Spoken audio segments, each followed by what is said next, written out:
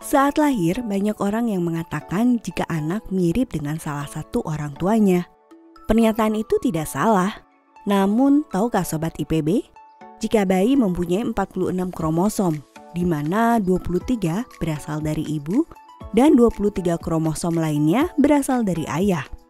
Jadi, memang sudah sewajarnya jika anak akan mirip dengan orang tuanya.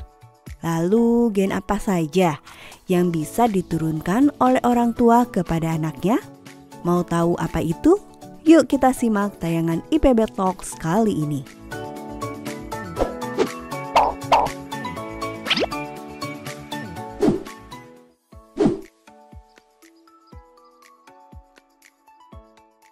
Kita menghendaki seorang anak, maka seorang ayah itu dia akan mengirimkan berjuta-juta sperma, di mana sperma ini mengandung ada yang kromosom X, ada yang kromosom Y, dan inilah yang kemudian menentukan jenis kelamin bayinya. Sayangnya sampai saat ini kita tidak punya metode yang betul-betul bisa diandalkan untuk menentukan ini anak bayi ini bakal jadi laki-laki atau perempuan gitu ya. Jadi ya walaupun laki-laki atau ayah itu menentukan jenis kelamin, tapi sayangnya dia tidak bisa memastikan bahwa dengan metode tertentu maka anak yang lahir akan laki-laki. Itu biasanya hanya berupa mitos, kebiasaan yang kemudian kebetulan hasilnya jadi. Maka itu dipercaya gitu.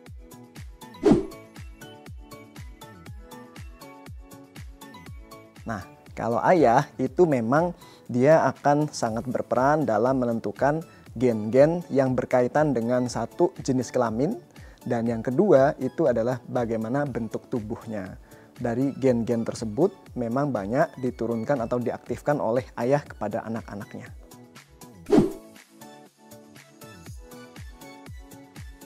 Gen yang bisa diturunkan ibu kepada anaknya itu adalah semua jenis gen, termasuk yang bisa membentuk tubuh manusia, kemudian metabolisme tubuh, dan sebagainya. Tetapi yang mungkin paling penting adalah perlu dipahami bahwa gen-gen yang menentukan kecerdasan, nah itu paling banyak memang diturunkan dari ibu.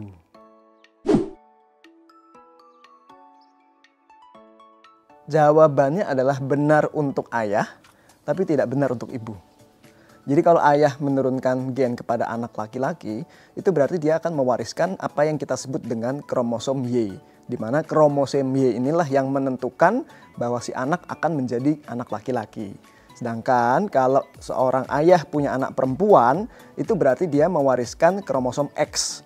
Yang mana kromosom X ini juga diwariskan oleh seorang ibu kepada anaknya. Nah, kalau ibu kepada anak-anaknya itu dia lebih tidak ada pilih-pilih semacam itu. Ketika dia punya anak laki-laki atau anak perempuan itu akan sama saja gennya. Dan terlebih lagi selain mewariskan gen-gen yang penting tersebut, seorang ibu juga membagikan gen yang kita sebut dengan gen mitokondria atau gen untuk metabolisme energi.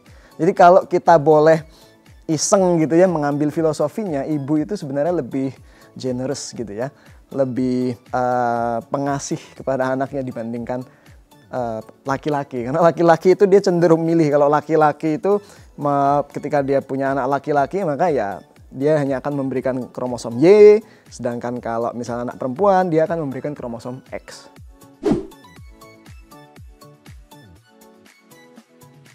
Kita punya bidang ilmu yang disebut behavioral genetics. Dan itu membahas tentang sifat atau perilaku manusia berdasarkan genetikanya. Dan jawabannya sampai sekarang ini adalah beberapa sifat tertentu tampaknya berkaitan dengan genetik. Contoh yang paling mudah adalah sifat mudah selingkuh. Jadi rupanya kita mengenal ada gen-gen yang membentuk hormon oksitosin. Dan juga bagaimana hormon tersebut bekerja. Orang-orang yang dia punya sifat genetik berupa hormonnya itu tidak bekerja dengan sempurna begitu, dia akan mengalami gangguan dalam hal kesetiaan. Nah, itu penelitiannya masih berlangsung, tapi sampai sejauh ini kita sudah menemukan bahwa orang-orang dengan gen-gen yang ada gangguan tersebut cenderung lebih tidak setia dibandingkan dengan orang-orang yang gen-gennya sempurna. Selain itu, sifat-sifat lainnya bisa juga sifat adiksi kita menyebutnya, kecanduan. Alkohol, judi, dan sebagainya itu memang bisa diturunkan dari orang tua kepada anak.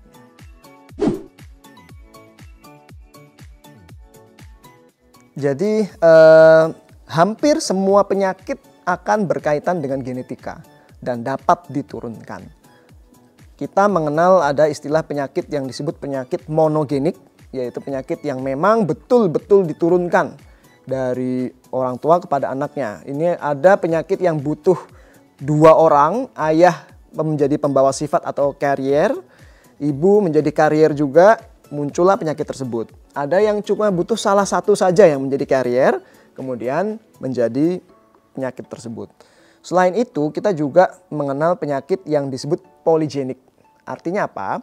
Artinya adalah penyakit-penyakit yang memang membutuhkan banyak gen-gen untuk munculnya atau terjadinya penyakit tersebut. Contohnya yang paling populer adalah diabetes. Nah, diabetes ini memang kita tahu bahwa itu sebenarnya penyakit gaya hidup ya.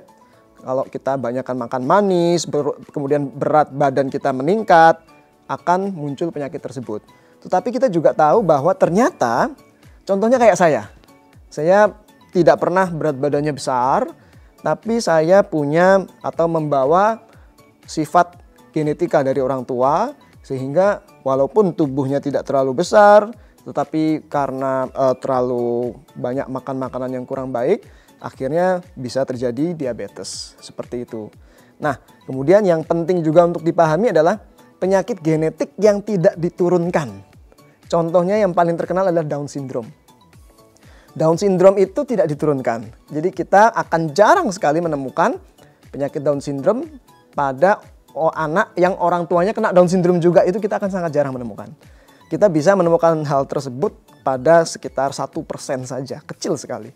Tetapi sebagian besar Down syndrome itu tidak diturunkan. Oleh sebab itu, jangan sampai kalau kita punya anak dengan kelainan genetik, kemudian kita jadi bertengkar. Karena mencari tahu siapa yang salah, siapa yang mewariskan penyakit tersebut kepada anak kita. Sobat IPB, tahu kan sekarang kalau orang tua pasti akan menurunkan gennya kepada anak. Tidak hanya bentuk fisik, tapi juga sifat dan penyakit pun bisa diturunkan dari orang tua kepada anak. Terima kasih sudah menyaksikan tayangan ini. Jangan lupa untuk like, comment, subscribe, share, dan nyalakan notifikasinya supaya kamu nggak ketinggalan tayangan terbaru IPB TV.